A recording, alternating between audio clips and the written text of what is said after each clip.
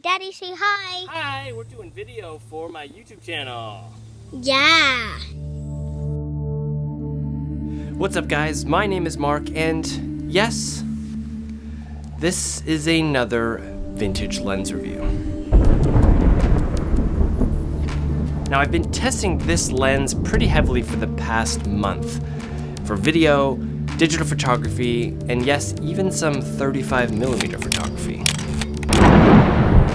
Now, I wasn't going to do a video on this lens until the fall, but there was a little event that happened that kind of bumped it up in the lineup.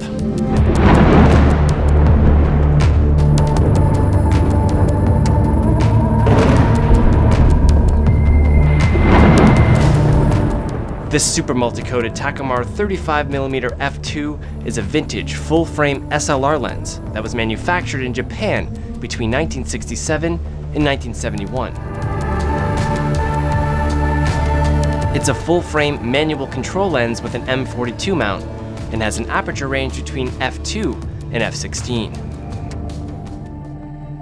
Now, I bought this lens on eBay for $100, and it was my very first vintage lens purchase online, which I must say I'm kind of pleasantly surprised. I mean, definitely not as fun as vintage lens shopping, not by a long shot, but sometimes finding exactly what you're looking for from the comforts of your couch trumps fun.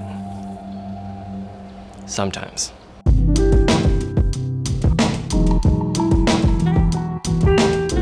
Now, compared to the 85 and the 50, the 35 f2 sits right between them in terms of size and weight. And just like all super multi-coated Takumars, the build quality of this lens is so good. It's got a minimum focus distance of 40 centimeters and a relatively short focus throw between the min and max focus distances. The manual focusing is comfortable and accurate, which is great because I shoot a lot of video with these lenses, so details like this matter for me. Now, if shooting wide open at f2, focusing can be a bit tricky depending on your camera system, but I'll get to that a bit later. This lens has well-defined aperture stops and has a good balance on my camera. Now, I really can't say enough good things about how the super multi-coated Takumars are built. So how does the image quality of this lens hold up? Now, wide open at f2, this lens can be a bit tricky with sharpness. The usual culprits of poor focus and camera shake might be one of its greatest enemies. Though mounted on a tripod or focused very carefully, at f2, this lens is impressive. Now, stopping down, the sharpness and contrast improve, and at f4, the challenges of shooting wide open with this lens are long gone. But I think the real strength with this lens lies in its color rendition and the warm images it creates. At f2, there is a slight vignetting at the corners of the frame, but by f4, the problem is non-existent.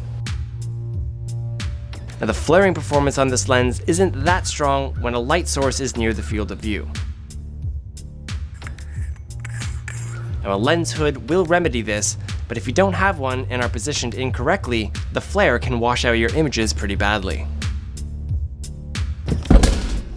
Because I worry too much. Now, the best part about fast prime lenses is that subject-image separation and resulting bokeh.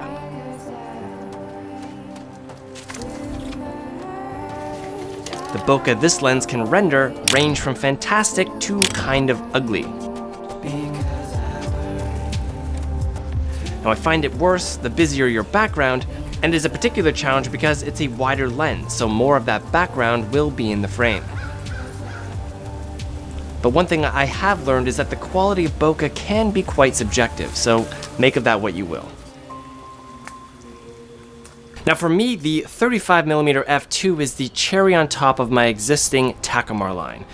And this lens really came in handy during a recent lightning storm where the fast aperture and wide angle was able to capture some pretty cool images. Now, this is my first time shooting lightning in this fashion, and the performance of this lens was impressive given the level of difficulty of the shoot. Now, like all vintage lenses, this 35mm f2 does have its limitations, but if you know what they are, you can work within them and still produce some outstanding images. Plus, it's a complete joy to use. So, that concludes this review, guys. If you have any questions or comments regarding this lens, leave a comment down below. I'd love to hear from you. As always, thank you so much for watching, and I'll see you guys next time.